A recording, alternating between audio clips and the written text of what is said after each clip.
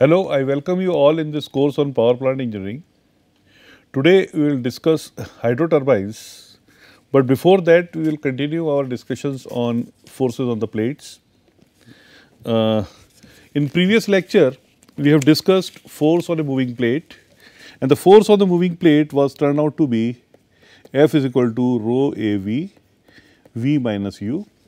U is the velocity of the moving plate, V is the jet velocity, A is the cross section area of the nozzle, and density is the rho is the density of the working fluid, and working fluid here is water. From this we calculated the power developed, that is work, rate of work, and we multiplied this force multiplied by U. Because if you know that work is equal to force into x, distance displacement, force into displacement. And when we want to have rate of work, then rate of displacement is taken into account. That is how it comes into force into velocity. Right. So, here also we will multiply this with velocity, and this will be the power developed by the power transmitted to the moving blade. Then we calculated the efficiency of the moving blade, and that was 2u v minus u by v square, and we also found that v is equal to 2u when efficiency is maximum, and in flat plate it is 50%. Now, if we take the curved vanes, because in the turbines they are curved vanes, if you want to find the force on the curved vane, so jet may strike in the middle of the vane, or may strike or may slide over the curvature or follow the curvature of the blade. So, if it strikes in the middle of the blade, then the force is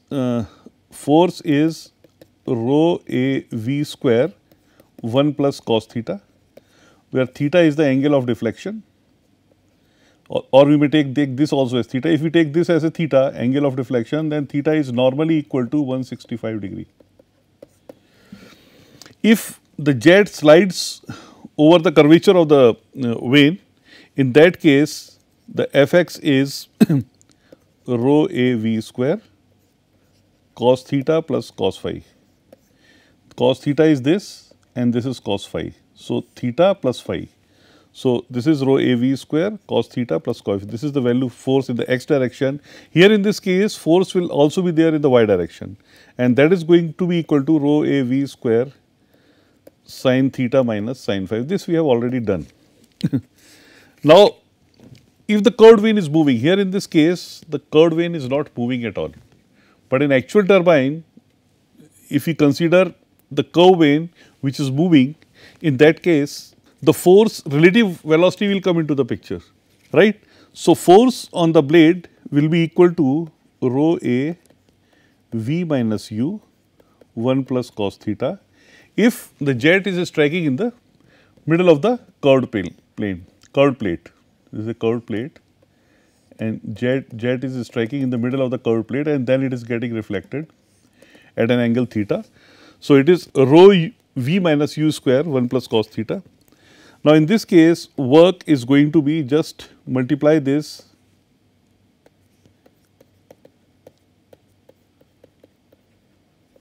by peripheral velocity of the wheel. So, this will give the work transmitted.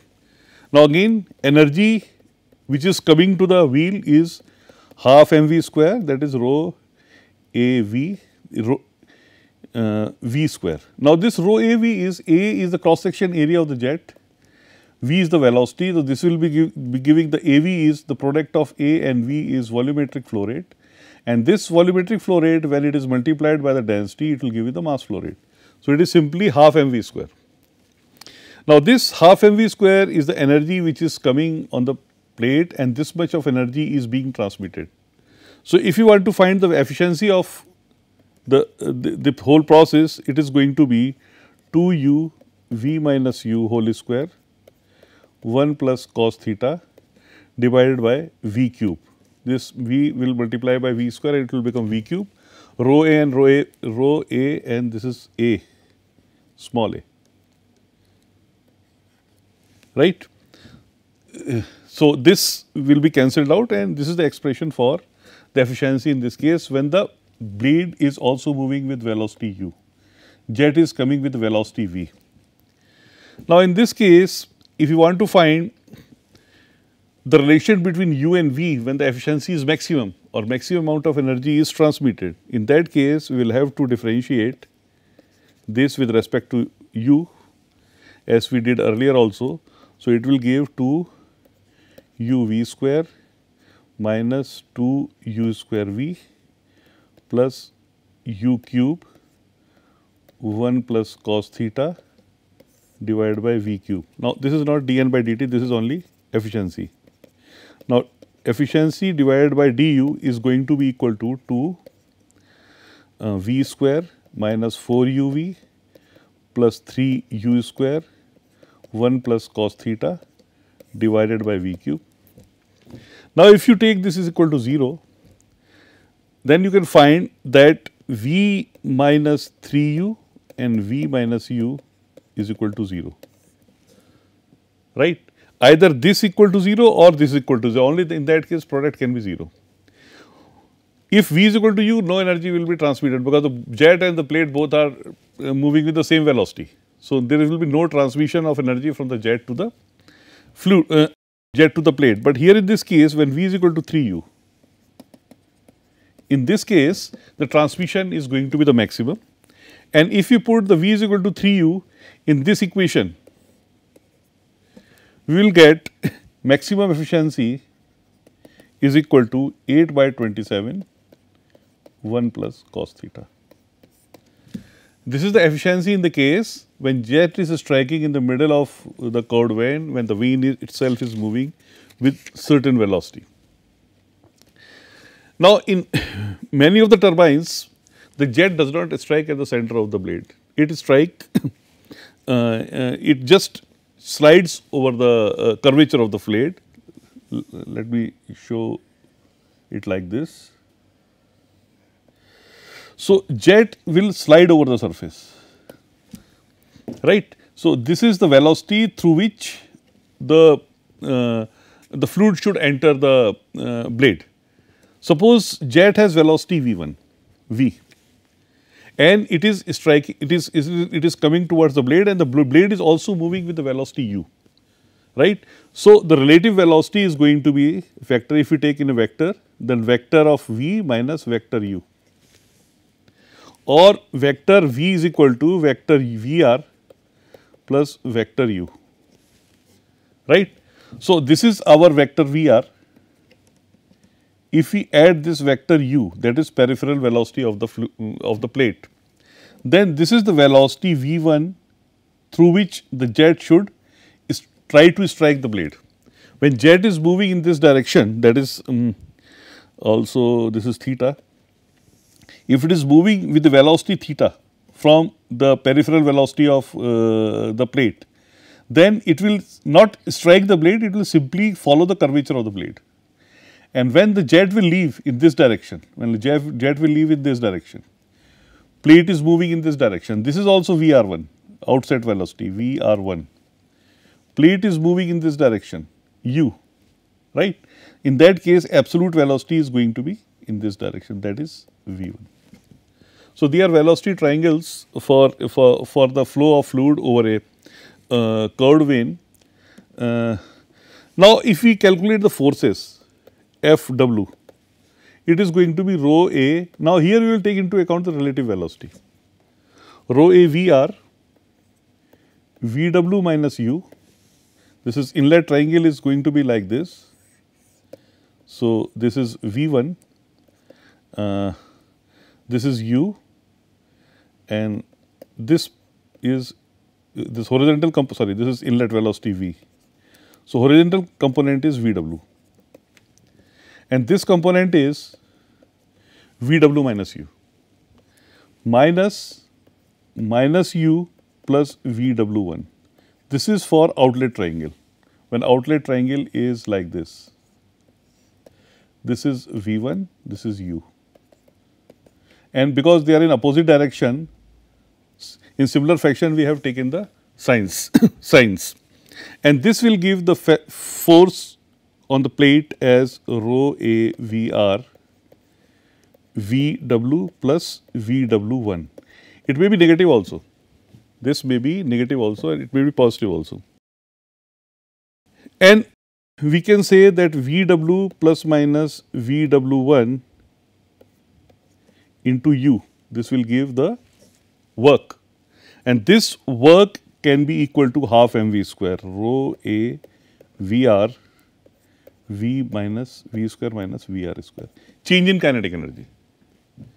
So, change in kinetic energy of the fluid is the energy which is imparted to the fluid over a curved vein. Now, this is the case when we are considering U as constant. It means there is a wheel. On that wheel, there are curved veins. So, U is constant. U is constant. But imagine a case, or this actually happens in many of the turbines, that the U also keeps on changing. Suppose there is a radial flow turbine, U will also keep on changing, or this is center of the radial turbine and it is like this. So, and the fluid is moving in this direction. So, U will also keep on changing. So, we cannot take constant or we cannot have n number of velocity diagrams, that is a tedious process. So, instead of that, for the power development we consider torque T into W. Now, torque U at inlet, U is equal to omega r, this is capital R. So, there is a disc, this is R, capital R, and this is a vein. So, this is capital R, or similarly U1 is equal to omega R1, this is R1, omega R, this is R1 and this is capital R from the center, right. And V cos alpha is equal to VW and minus V cos beta is equal to minus VW1. Alpha and beta is the blade inlet and outlet angles, alpha and this is beta. They are blade inlet and outlet angles. So, angular momentum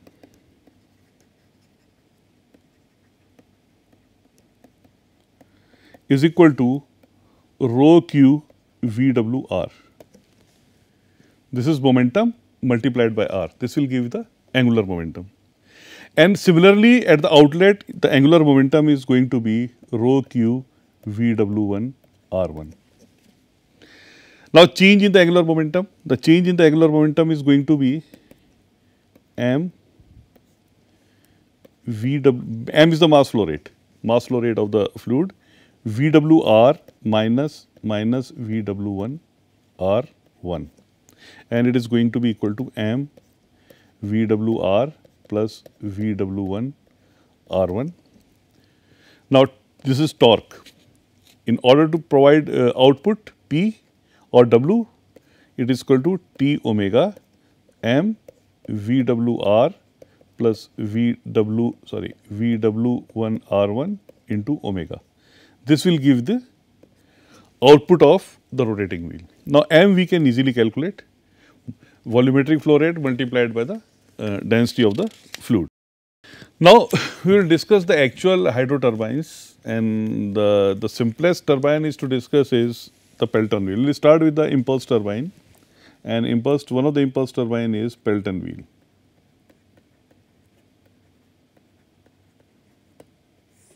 As it is clear from the name itself, it is a wheel, and this wheel has number of buckets, right, and water jet strike this bucket. They are curved veins actually, curved buckets, and water jet strike these buckets, which causes torque on this wheel, and this is how the wheel starts rotating, right, and it has certain velocity. We can say the velocity of rotation is u. We can have single jet Pelton wheel, we can have multi jet Pelton wheel as well. Pelton wheel type of hydro turbines are used when the head is very high, let us say 1000 meters or 800 meters. In that case, the Pelton wheel is used. and it is a simple, the construction is very simple, and the entire wheel is housed in a casing, right, and jet enters from one side, and we can have multiple jet type of Pelton wheel as well. So, in order to develop hydropower, there has to be a dam. Water is stored in a dam. The thickness of the wall of the dam also increases when we go below the water surface, because the pressure to sustain the pressure. Now, in this dam the water is stored, and when the water falls from a certain height on a turbine like Pelton wheel, it imparts kinetic energy to the Pelton wheel, and Pelton wheel starts rotating, and with the Pelton wheel we can connect the generator, and that is how the power is generated in hydropower plants. So, there is a penstoke here, penstoke, through which the water flows, and through which after flowing the water it enters the Pelton wheel, it enters the casing. Now, this is penstoke.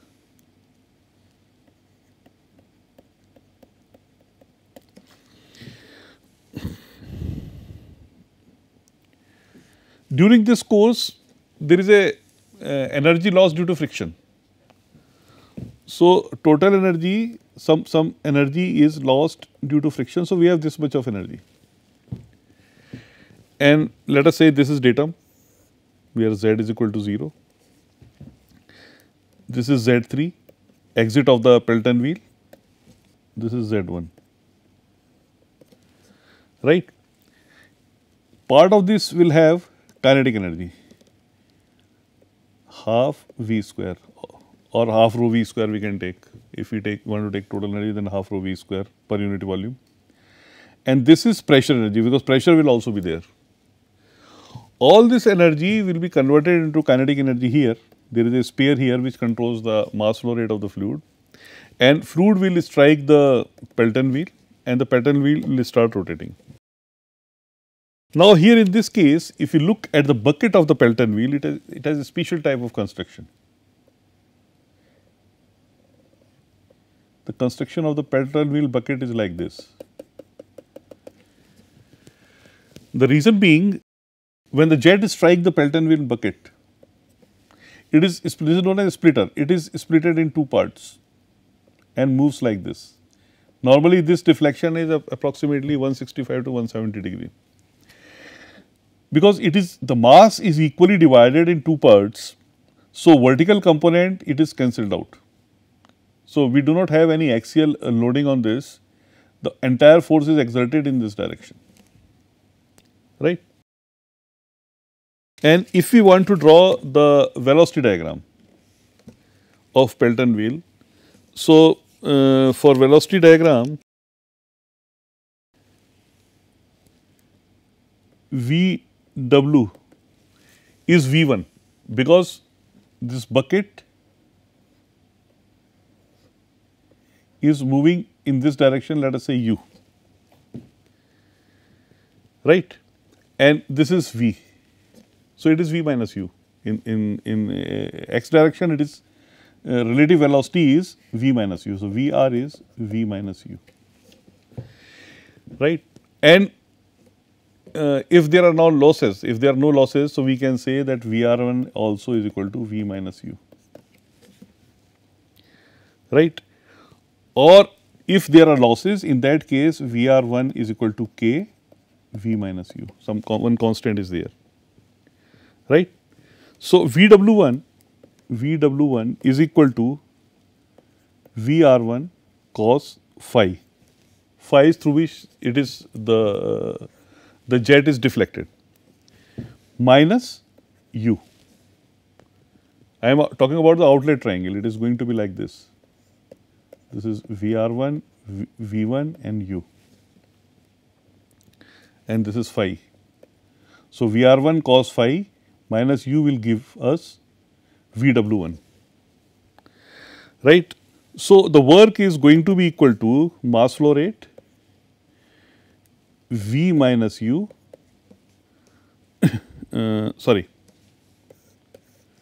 W is equal to mass flow rate V plus k V R1 cos phi minus u, right. From here we will get as work as or output as m V minus u k cos phi plus 1. Now, we want to know how much is the hydraulic efficiency of this turbine or how much flowing energy has been transmitted to the Pelton wheel. So, hydraulic efficiency of the Pelton wheel is again 2u V minus u 1 plus k cos phi by V square. Again, it is half mv square. We have taken into account the half has gone up and m are cancelled out, mass flow rate is cancelled out. So, we got this expression. Now, for this, if you want to find when the efficiency is the maximum, then we will have to differentiate this with respect to u, and then we will get v is equal to, in that case, so it is going to be 2 v minus 2u 1 plus cos phi by v square is going to be 0. From here we will get v is equal to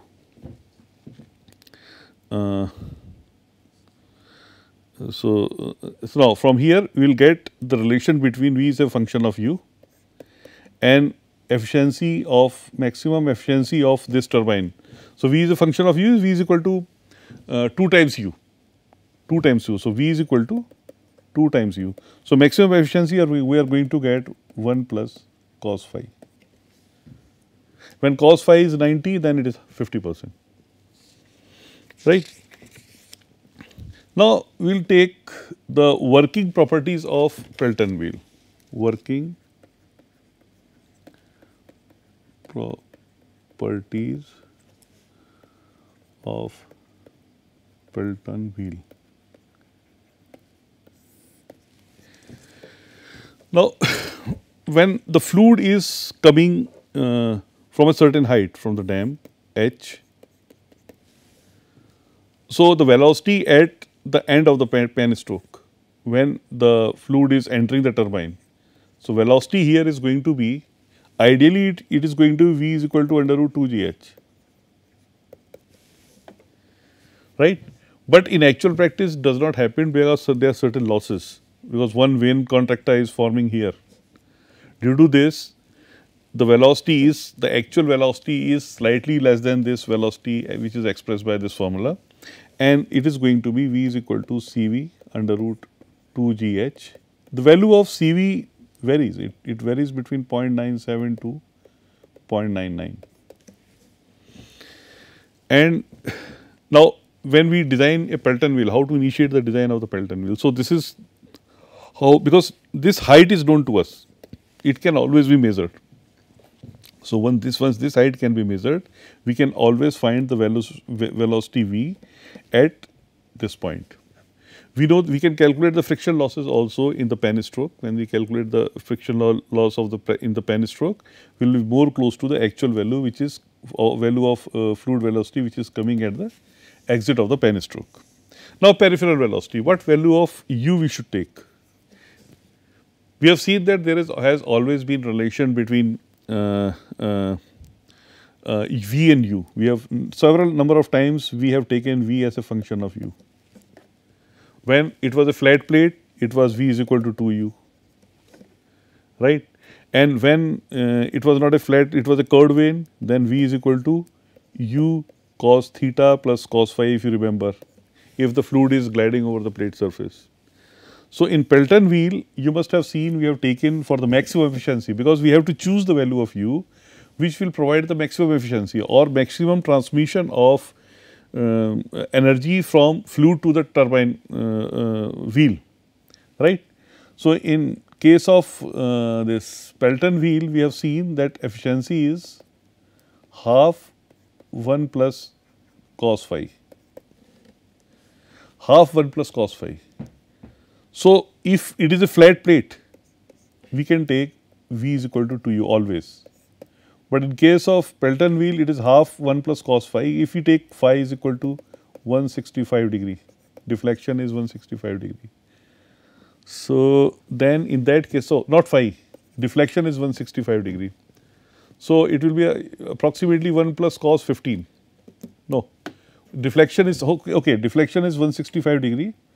So, the jet is striking like this and it is moving in this direction. So, this angle is 165. In that case,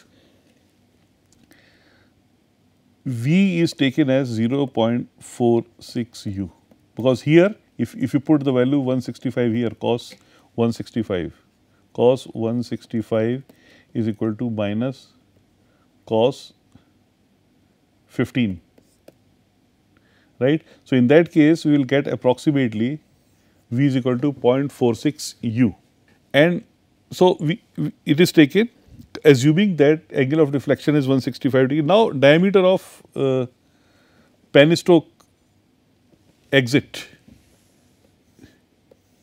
D, this D, through which the fluid is entering the casing. As we know, the Q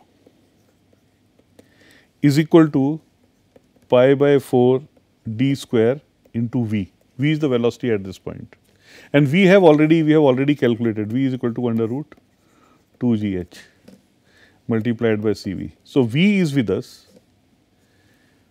Q is with us, or Q can be measured also, or while designing a turbine the value of Q is always given. This much flow turbine rotor has to be designed. So, Q is with us.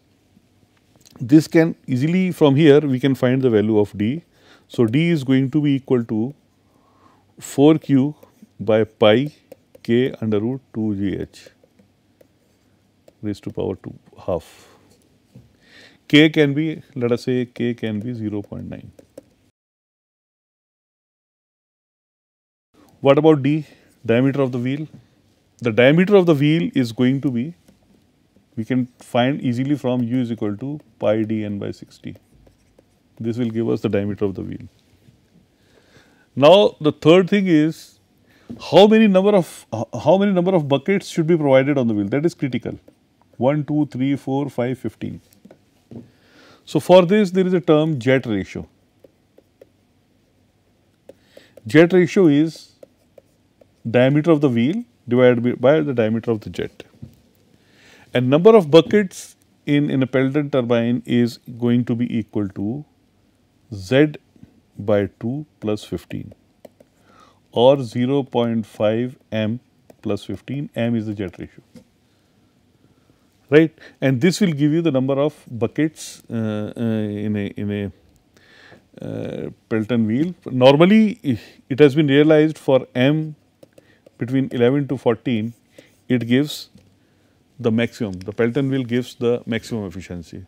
So, for the design purpose of the Pelton wheel, normally the value of m between 11 to 14 is adopted. Suppose you take m is equal to 12.